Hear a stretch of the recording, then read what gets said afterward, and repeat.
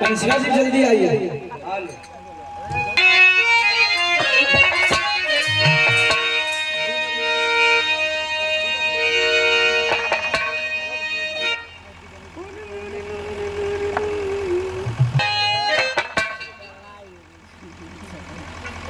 एक बेटे की अपने मृत्यु बाप से लाश पड़ी है, लाश पड़ी है।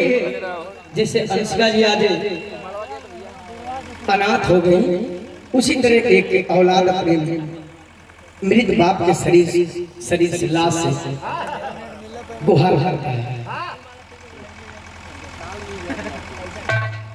हमारा अजय भैया बहुत दिनों से बिहार समाज मिलता है और मैं इन्हें आर्टिस्ट नहीं कहूँगा, कला सबके अंदर होती है।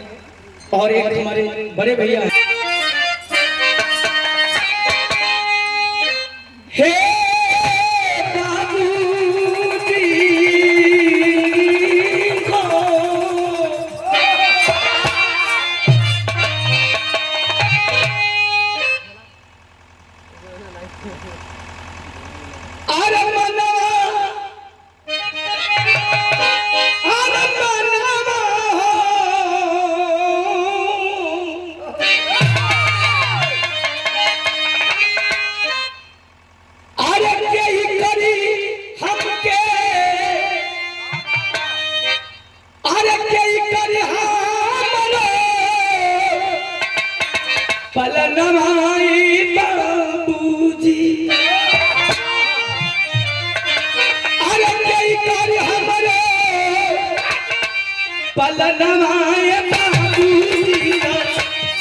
छोड़ी गई लड़की आधा जन्म में हो।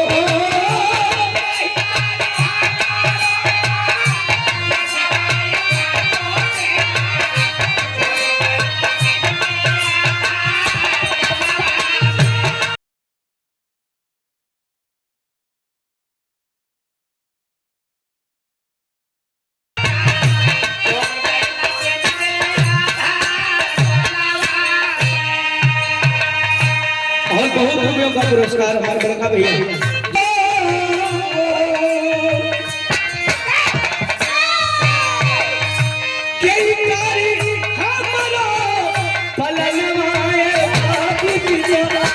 छोड़ी गई लड़की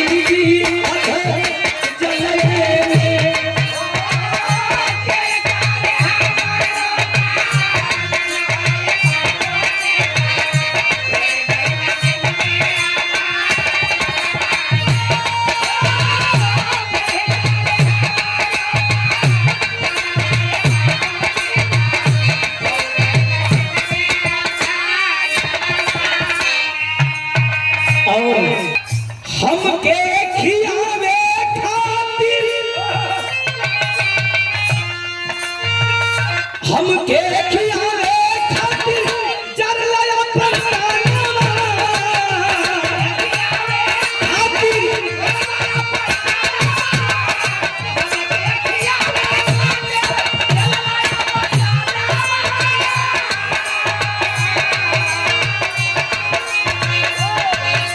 हमके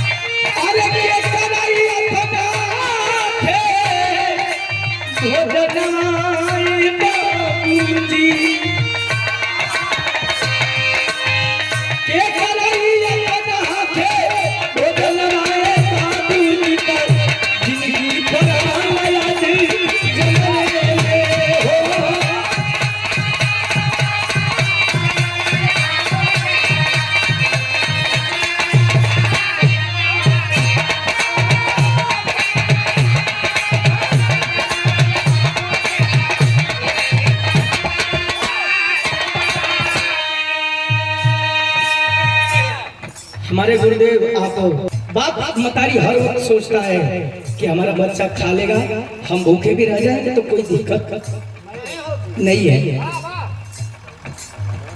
बाप अपने औलाद के प्रति कब जागता है और कब सोता है ये कोई नहीं जानता, ये सिर्फ बाप और मतारी जानते हैं।